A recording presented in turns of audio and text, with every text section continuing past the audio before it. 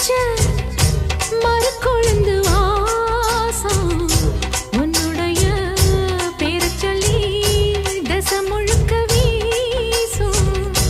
கல்லு மேல செதுக்கி வச்ச கவிதை இந்த நேசம் இப்பிறப்பும் எப்பிறப்பும் தொடரும் இந்த பாசம்.